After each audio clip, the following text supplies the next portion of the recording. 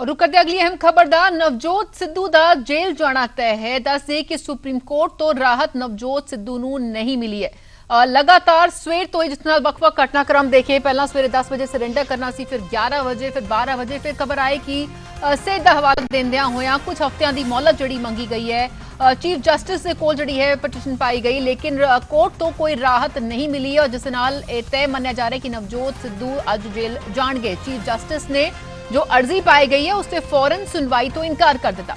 सिद्धू ने सरेंडर तो कुछ हफ्ते दी मोहलत मंगी सी, खराब सेहत दा हवाला देंदियां होया उन्होंने राहत मंगी सी। कुछ ही देर दे विच पटियाला अदालत दे विच हुण नवजोत सिद्धू सरेंडर करनगे। दस दी कि विधिनी कोर्ट दा जो फैसला आया जिस दे विच 1 साल दी करड़ी सजा जड़ी है सुनाई गई नवजोत सिद्धू नूं। और अज सवेर तो ही जमावड़ा उन्हां दे पटियाला स्थित रिहाइश दे बाहर भी मीडिया दा नजर आया। उन्हां दे समर्थक भी पहुंच रहे सन, कुछ उन्हां दे साथी जिन्हां दे नाल उन्हां दी लगातार सरगर्मी नजर आई सी। लेकिन हुण दस दईए क्योंकि लगातार दस दी कि लगातार सी कि सवेर तो ही कि वो सरेंडर करनगे। लेकिन हुण जिस दे नाल ये खबर आई कि चीफ जस्टिस नूं अर्जी पाई गई है कि कुछ राहत दी जाए, कुछ मोहलत दी जाए, जो उन्होंने इनकार करता है। हरप्रीत बंदेशा दे नाल गल करते हैं। हरप्रीत, राहत की उम्मीद कुछ फौरी तौर पर कर रहे सी नवजोत सिद्धू, लेकिन साफ तौर पर इमीडिएट सुनवाई तो इनकार कर दिता चीफ जस्टिस ने। जी बिल्कुल, जिस तरीके ना नवजोत सिंह सिद्धू एक उम्मीद सी कि शायद सुप्रीम कोर्ट तो एक बार फिर तो राहत उन्होंने मिलेगी, किसी तरीके की मोहलत मिल सकेगी, लेकिन फिलहाल वो मिलती हुई नजर नहीं आ रही। साडा पीड़ित पक्ष के वकील सुधीर वालिया साहब ने सीधे उन्होंने को चलते हैं पूरी तरीके जानांगे कि आखिर सिलसिलेवार तरीके अज की होया। वालिया साहब बहुत बहुत स्वागत है। सवाल पहला है, अज की होया कोर्ट दे विच, क्योंकि कहा जा रहा है सवेरे क्यूरेटिव पिटीशन भी दायर हो गई, उस बाद मोहलत मंगी गई, होया कि कोर्ट च? जिथों तक पहला तुहाडा सवाल है क्यूरेटिव रिट पिटीशन का, मेरे ऑफिस च असीं चैकअप किया सुप्रीम कोर्ट की साइट पर till 10:30 there was no such application, कोई ऐसी दरखास्त सुप्रीम कोर्ट के उपर साइट के उपर रिकॉर्ड नहीं हुई। That is number 1। नंबर 2, 10:30 बजे सिद्धू साहब के लॉयर डॉक्टर मनु अभिषेक सिंघवी ने कोर्ट नंबर 3 जस्टिस खानविलकर की बेंच के अगे ओरल मैंशनिंग की कि सर असी सानू 2-3 हफ्ते दिते जान, मैडिकल ग्राउंड के उपर असी सानू सरेंडर करने का टाइम दिता जाए। असी इस चीज़ को अपोज किया और असी ये कोर्ट नूं कहा कि there is no application firstly, नाले जिस ऑर्डर बेंच ने ऑर्डर पास किया है वो जस्टिस कौल किसी होर बेंच च बैठे ने, जस्टिस खानविलकर किसी होर बेंच च बैठे ने। और नाले असी यह भी दसिया कि जी कल ठीक ठाक सी, अज इन्हां दी तबीयत खराब हो गई।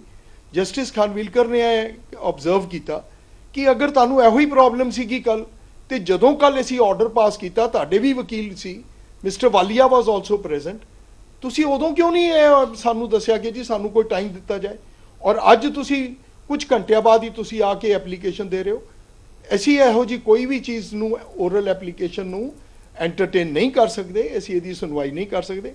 हाँ, अगर तुसी कोई एप्लीकेशन देना चाहते हो तो तुसी चीफ जस्टिस ऑफ इंडिया के अगे एप्लीकेशन दिओ, चीफ जस्टिस स्पैशल बेंच बनाएंगे, स्पैशल बेंच बैठेगा, तुहाडी दरखास्त सुनी जाएगी, दूसरी पार्टी नू विक्टिम नू भी सुनांगे, फिर जो होएगा वह फैसला करांगे। तो असी यह अज की सवेर की हुई। उस तो बाद डॉक्टर सिंघवी ने इन्होंने फिर honourable chief justice of India जिहड़े कि कोर्ट नंबर 1 च बैठते हैं, उत्थे भी इन्होंने मैंशन करके ट्राई किया है, मगर उत्थे भी आई वॉज नॉट देयर, मैं साफ करदा, क्योंकि उत्थे सानू वो नोटिस नहीं सी होया इन्होंने दिता कि असी करते पे हैं। खैर सानू उन्होंने पता लगा कि ऑनरेबल चीफ जस्टिस ने भी कोई इन्हों राहत नहीं दी, ना ही उन्होंने किया। मैनू मेरे जूनीयर्स ने दसिया कि जदों डॉक्टर सिंह भी मैंशन कर रहे थे तो चीफ जस्टिस ने ऑब्जर्व किया सॉरी, और उस तो बाद अज की डेट जिसले तुसी मेरी इंटरव्यू लै रहे हो, honourable chief justice of India का बेंच उठ चुका है और अज लास्ट वर्किंग डे है। सुप्रीम कोर्ट समर वेकेशन लिए बंद हो रही है।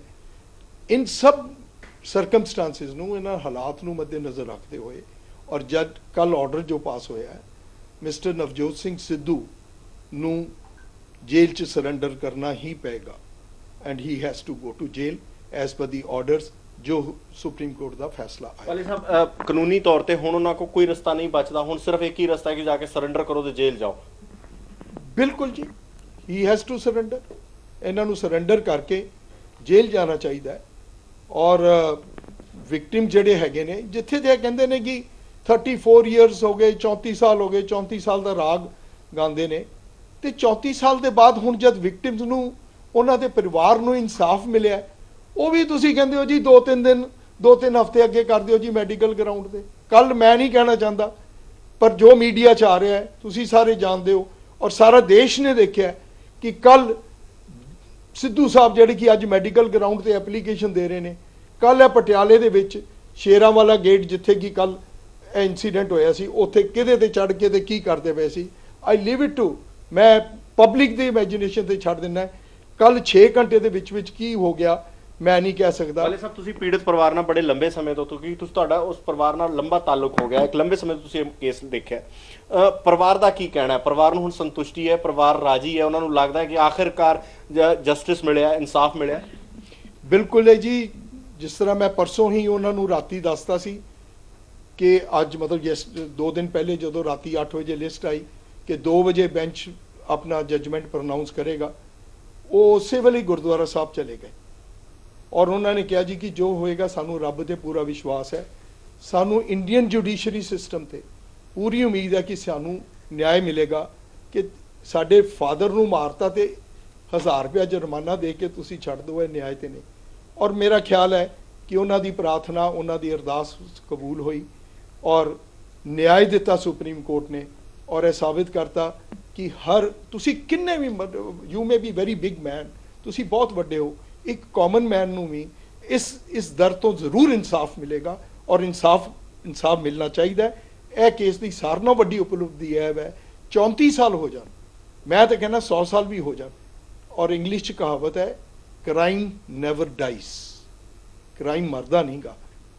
ਵਾਲੀ ਸਾਹਿਬ, ਇੱਕ ਸਵਾਲ ਜੋ ਕਿ ਆਮ ਸ਼ਖਸ ਦੇ ਜ਼ਿਹਨ 'ਚ ਵੀ ਹੈ ਕਿ ਸਿੱਧੂ ਸਾਹਿਬ ਹੁਣ ਅੱਗੇ ਕੀ ਕਰ ਸਕਦੇ ਨੇ? ਜੇ ਮੰਨ ਲਿਆ ਜਾਏ ਕਿ ਹੁਣ ਕੋਰਟ ਛੁੱਟੀਆਂ ਤੇ ਜਾ ਰਿਹਾ, ਵੈਕੇਸ਼ਨ ਬੈਂਚ ਬੈਠ ਸਕਦੀ ਹੈ, ਕਿ ਉੱਥੇ ਅਪਰੋਚ ਕੀਤਾ ਜਾ ਸਕਦਾ ਹੈ, ਜਾਂ ਜਿਹੜੀ ਕਿਊਰੇਟਿਵ ਦੀ ਗੱਲ ਅਸੀਂ ਕਰਦੇ ਕਿਉਂਕਿ 30 ਦਿਨ ਦਾ ਟਾਈਮ ਦੱਸਿਆ ਜਾਂਦਾ ਕਿ 30 ਦਿਨ ਦੇ ਅੰਦਰ ਉਹਨੂੰ ਫਾਈਲ ਕਰਨਾ ਹੈ, ਉਸ ਨੂੰ ਲੈ ਕੇ ਕੀ ਰੈਮੇਡੀ ਵਰਤੀ ਜਾ ਸਕਦੀ ਉਹਨਾਂ ਵੱਲੋਂ? ਦੇਖੋ ਜੀ, ਕਿਊਰੇਟਿਵ, ਪਹਿਲੀ ਗੱਲ ਤੇ ਮੈਂ ਦੱਸਦਾ, ਕਿਊਰੇਟਿਵ ਇਜ਼ ਐਸੀ ਇੱਕ ਪ੍ਰਕਿਰਿਆ ਹੈ ਜਿਸ ਤਰ੍ਹਾਂ ਜਜਮੈਂਟ ਆਉਂਦੀ ਹੈ, ਰਿਵਿਊ ਹੁੰਦਾ ਹੈ, ਰਿਵਿਊ ਤੋਂ ਬਾਅਦ ਕਿਊਰੇਟਿਵ ਹੁੰਦਾ ਹੈ। ਇਹ ਇੱਕ ਆਖਰੀ ਪੌੜੀ ਹੈ ਪੰਜਾਬੀ 'ਚ, ਦੇਸੀ ਭਾਸ਼ਾ। ਉਸ ਪੌੜੀ ਦੇ ਉੱਪਰ ਚੜ੍ਹਨ ਵਾਸਤੇ ਤੁਹਾਨੂੰ ਜਿਹੜੀ ਪਟੀਸ਼ਨ ਹੈਗੀ ਹੈ ਉਹ 2 ਸੀਨੀਅਰ ਐਡਵੋਕੇਟਸ ਸੁਪਰੀਮ ਕੋਰਟ ਦੇ ਸਰਟੀਫਾਈ ਕਰਨਗੇ ਕਿ ਹਾਂ ਜੀ ਅਸੀਂ ਜਜਮੈਂਟ ਪੜ੍ਹੀ ਹੈ, ਇਸ ਜਜਮੈਂਟ 'ਚ ਸਾਨੂੰ ਇਹ 1.1 2 3 4 ਇਹ 4-5 ਚੀਜ਼ਾਂ ਲੱਗਦੀਆਂ ਨੇ ਜਿਹਨੂੰ ਰਿਵਿਊ ਕਰਨ ਦੀ ਲੋੜ ਹੈ।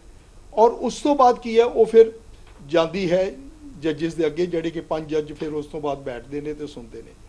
ਮੈਂ ਤੁਹਾਨੂੰ ਦੱਸਣਾ ਚਾਹੁੰਦਾ ਕਿ ਮੈਂ ਵੀ 2 ਕਿਊਰੇਟਿਵ ਪਟੀਸ਼ਨਸ ਪਾਈ ਦੀਆਂ ਨੇ, ਇੱਕ ਪਠਾਨਕੋਟ ਦੀ ਹੈ, 2 ਸਾਲ ਹੋ ਗਏ ਨੇ, ਹਾਲੇ ਲੱਗੀ ਨੇ, because curative is not something which should be promptly and immediately ਉਹਦਾ ਐਕਸਰਸਾਈਜ਼ ਹੋਏਗਾ, ਕਿਉਂਕਿ ਇਹ ਵਿਕਲਪ ਹੈ। ਤੁਹਾਡਾ ਸਵਾਲ, ਹਾਂ ਇੱਕ ਵਿਕਲਪ ਹੈ, ਮਗਰ ਉਹ ਵਿਕਲਪ ਕਿੰਨਾ ਕੁ ਇਸਤੇਮਾਲ ਹੋਇਆ ਹੈ ਪਿਛਲੇ ਕਈ ਸਾਲਾਂ ਤੋਂ, ਮੈਂ ਨਹੀਂ ਸਮਝਦਾ ਕਿ ਕੋਈ ਜ਼ਿਆਦਾ ਉਹਦੇ ਵਿੱਚ ਸੁਪਰੀਮ ਕੋਰਟ ਇੰਟਰਫੇਅਰ ਕਰੇਗੀ। ਔਰ specially this is a judgment, high court 'ਚ ਇਹਨਾਂ ਨੂੰ ਕਨਵਿਕਸ਼ਨ ਹੋਈ ਹੈ, 2 ਜੱਜ ਜਸਟਿਸ ਚਲਮੇਸ਼ਵਰ ਦੇ ਬੈਂਚ 'ਚ ਕਨਵਿਕਸ਼ਨ ਹੋਈ ਹੈ, ਇਹਨਾਂ ਨੇ ਕਨਵਿਕਸ਼ਨ ਚੈਲੰਜ ਨਹੀਂ ਕੀਤੀ 323 ਥੱਲੇ। ਇਹ ਤੇ ਅਸੀਂ ਗਏ ਹੈ, ਇਹ ਤੇ ਅਸੀਂ ਗਏ ਹੈ, ਵਿਕਟਿਮ ਗਏ ਹੈ ਕਿ ਜੀ ਇਹ ਤੁਸੀਂ 1000 ਰੁਪਇਆ ਦੇ ਕੇ ਛੱਡਤਾ, ਇਹਨਾਂ ਨੇ ਚੈਲੰਜ ਨਹੀਂ ਕੀਤੀ। ਸੋ ਦੀ ਜਜਮੈਂਟ ਅੰਡਰ ਹਿਸ ਕਨਵਿਕਸ਼ਨ ਅੰਡਰ 323 ਜਿਹੜੀ ਹੈਗੀ ਹੈ ਉਹ ਕਨਫਰਮ ਉਹ ਹੋ ਚੁੱਕੀ ਸੀ ਜਸਟਿਸ ਚਲਮੇਸ਼ਵਰ ਦੇ ਬੈਂਚ ਦੇ ਅੱਗੇ, ਫਿਰ ਅਸੀਂ ਆ ਕੇ ਇੱਥੇ ਕੀਤੀ ਹੈ।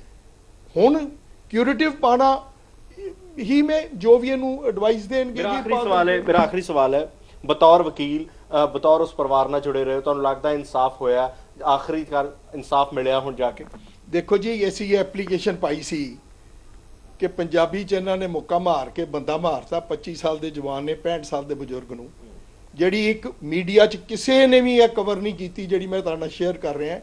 ਇਨਸੀਡੈਂਟ ਤੋਂ ਬਾਅਦ ਜਦੋਂ ਉਹਨਾਂ ਨੇ ਮੁੱਕਾ ਮਾਰ ਕੇ ਉਹਨੂੰ ਥੱਲੇ ਸੁੱਟ ਲਿਆ, ਇਹਨਾਂ ਨੇ ਕਾਰ ਦੀ ਚਾਬੀ ਕੱਢ ਕੇ ਲੈ ਗਏ। ਅਗਰ ਕਾਰ ਦੀ ਚਾਬੀ ਨਾ ਕੱਢਦੇ ਤੇ ਹੋ ਸਕਦਾ ਹੈ ਜਿਹੜੇ ਉਹਨਾਂ ਦੇ ਨਾਲ ਅਟੈਂਡੈਂਟ ਸੀ ਉਹਨੂੰ ਕਾਰ 'ਚ ਪਾ ਕੇ ਤੇ ਰਜਿੰਦਰਾ ਹਸਪਤਾਲ 'ਚ ਲੈ ਜਾਂਦੇ, ਸ਼ਾਇਦ ਉਹਦੀ ਜਾਨ ਬਚ ਜਾਂਦੀ। ਕਾਰ ਦੀ ਚਾਬੀ ਕੱਢ ਕੇ ਲੈ ਗਏ ਔਰ ਉਹਨਾਂ ਨੂੰ ਫਿਰ ਮੈਨ ਪੁਲਡ ਰਕਸ਼ੇ ਦੇ ਉੱਪਰ ਬਿਠਾ ਕੇ ਰਜਿੰਦਰਾ ਹਸਪੀਟਲ ਲੈ ਕੇ ਗਏ and he was declared brought dead. ਉਹਨਾਂ ਨੂੰ ਇਹੋ ਹੀ ਹੈ ਕਿ ਜੀ ਅਸੀਂ ਦਰਖਾਸਤ ਪਾਈ ਸੀ ਕਿ ਇਹਨਾਂ ਨੂੰ ਸੀਰੀਅਸ ਅਫੈਂਸ ਸੋ ਸੀਨੀਅਰ ਹੋਰ ਅਫੈਂਸ ਆਉਣਾ ਚਾਹੀਦਾ, ਮਗਰ ਸੁਪਰੀਮ ਕੋਰਟ ਨੇ ਸਾਡੀ ਉਹ ਦਰਖਾਸਤ ਨੂੰ ਨਾਮਨਜ਼ੂਰ ਕੀਤਾ। ਉਹਨਾਂ ਨੇ ਕਿਹਾ ਕਿ ਜੋ ਫੈਸਲਾ 323 ਦੀ ਕਨਵਿਕਸ਼ਨ ਹੈਗੀ ਹੈ ਉਸੇ ਤੇ ਰਹੇ, ਔਰ ਬਿਲਕੁਲ। 323 ਚ ਮੈਕਸਿਮਮ ਜਿਹੜਾ ਹੈਗਾ ਤੁਹਾਨੂੰ ਪਤਾ ਹੈ 1000 ਰੁਪਏ 1000 ਰੁਪਇਆ, ਔਰ ਬਿਲਕੁਲ 1 year ਔਰ ਹਰਪ੍ਰੀਤ, both। ਜਿਸ ਤਰ੍ਹਾਂ ਦੇ ਨਾਲ